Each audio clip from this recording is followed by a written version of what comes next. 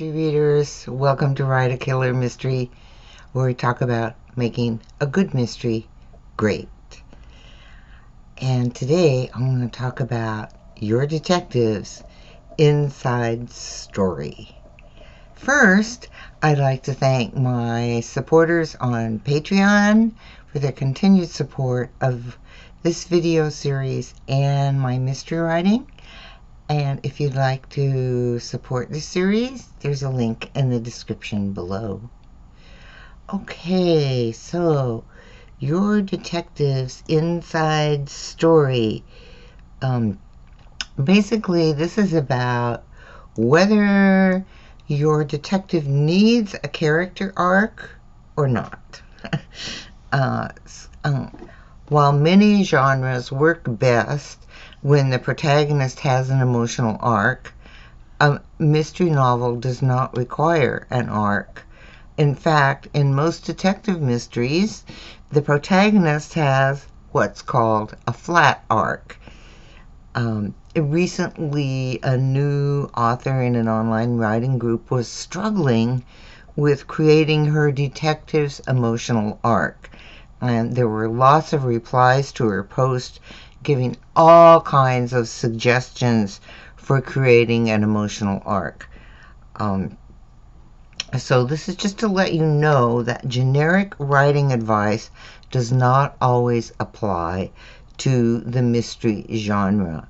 Yes, you can have an emotional arc for your detective, but it's not required. And this is true for mysteries and thrillers, especially the protagonist emotional state is pretty much the same at the beginning that they were at the end. They haven't come to some great revelation about themselves.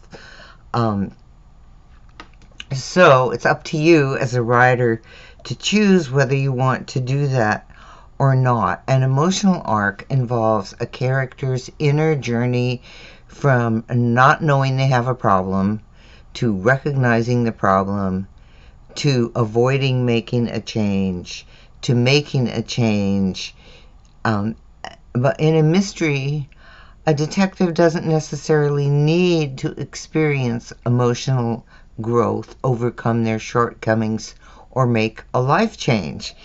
The mystery detective's inner emotions play second place to their search for the truth. And in a mystery, that search for the truth is the discovery of the villain. And while that discovery is the external goal of the story, the detective often has an internal goal tied to that same discovery.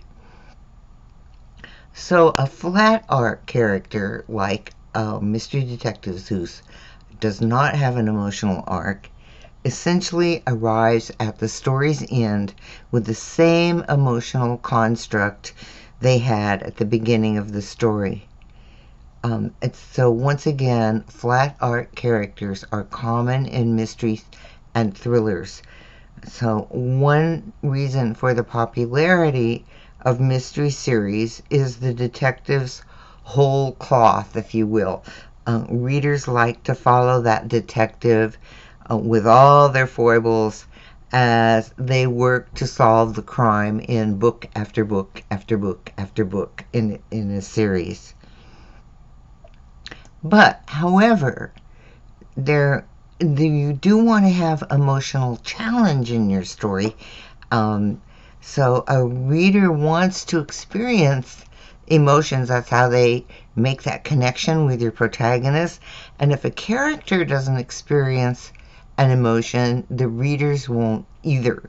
So while your detective may not experience an inner journey to a recognition of themselves, an emotional connection with the reader is essential, and you can provide your reader with a spectrum of emotions as your detective hunts for the truth. And they have pride and fear and frustration and love and anger and relief.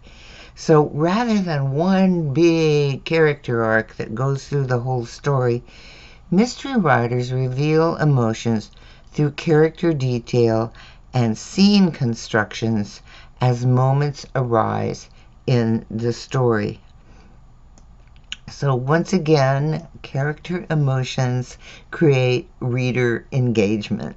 So whether a protagonist has a character arc or has the same emotional makeup at the beginning and the end, their emotional experience connects the readers to the character. So you need to have those emotions in your story.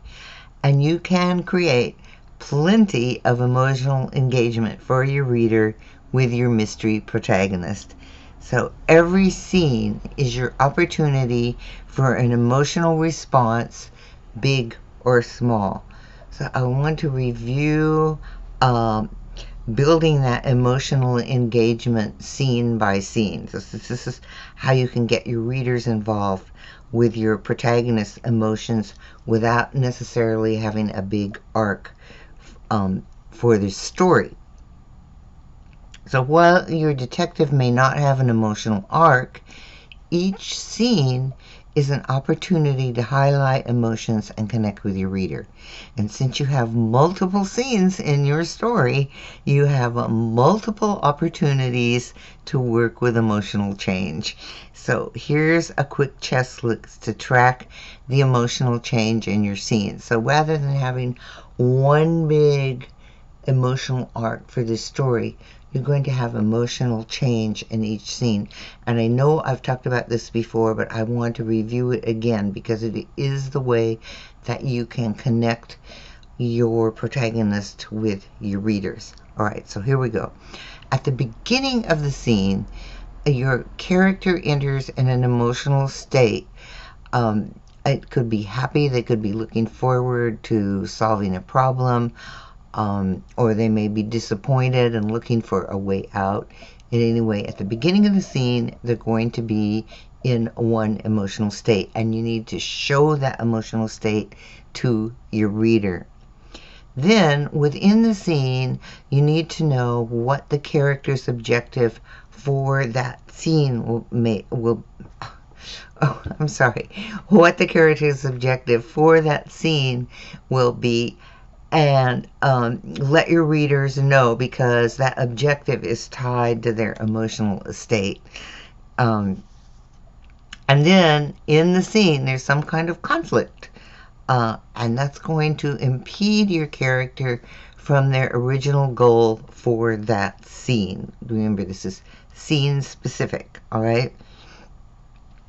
So we also want to know the motivation for the antagonism, what it is that is obstructing your protagonist.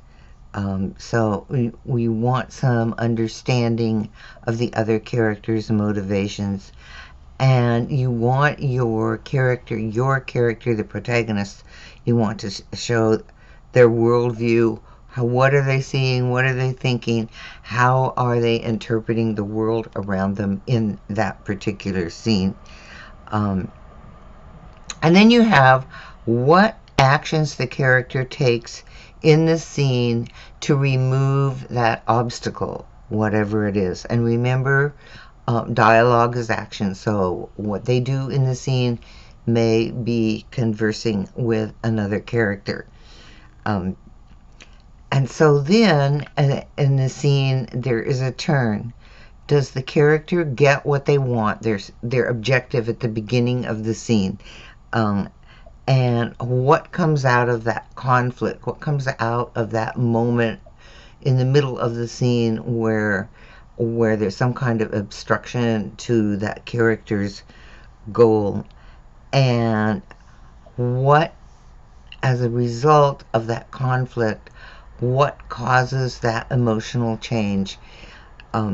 Because you want to know, your reader wants to know, was the objective achieved or not? So you start the scene with a goal, there's conflict, and then something happens. Your protagonist responds to the problem, and they either overcome the problem or they don't. It's either way, it doesn't matter. But what is important is at the end of the scene, there is an exiting emotional state, and it is different from the entering emotional state. So the emotional change happens within the scene. So if it's not the exact opposite of the emotional state they had at the beginning, um, it's going to be different than the emotional state they had at the beginning. Anyway, that's the progression that you can use at a scene level to create that emotional engagement with your reader. So you build an emotional arc into every scene, and that's how the readers, they keep reading, they keep caring about what happens next because you're building these emotional arcs into your scenes. And that's what you want in your mystery: rising emotional involvement for the reader. So each scene is a separate story. I've said that before and I'm saying again, each scene is a separate little mini story, with a beginning, middle, and end. And in the middle, the scene character encounters conflict. And by the end of the scene, the conflict has either thwarted their aim, not so good at this moment, um, or led them to success, and they have a moment of success.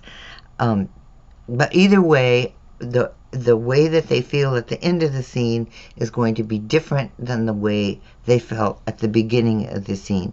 So without that conflict and tension in the scene, your scene will feel flat, and you won't move the character forward in your story. So I think if you concentrate at the scene level on building this emotional tension and bringing your reader through that emotional change, you're going to keep your reader engaged. So what you're doing, scene by scene, is telling your detectives inside story, what they're feeling, scene by scene.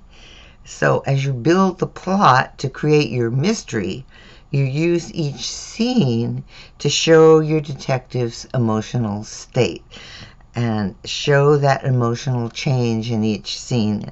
And of course, some scenes will be more dramatic than others, but if you follow this premise of having an emotional change from the beginning of the scene to the end of the scene, you're still going to have that emotional hook for your readers.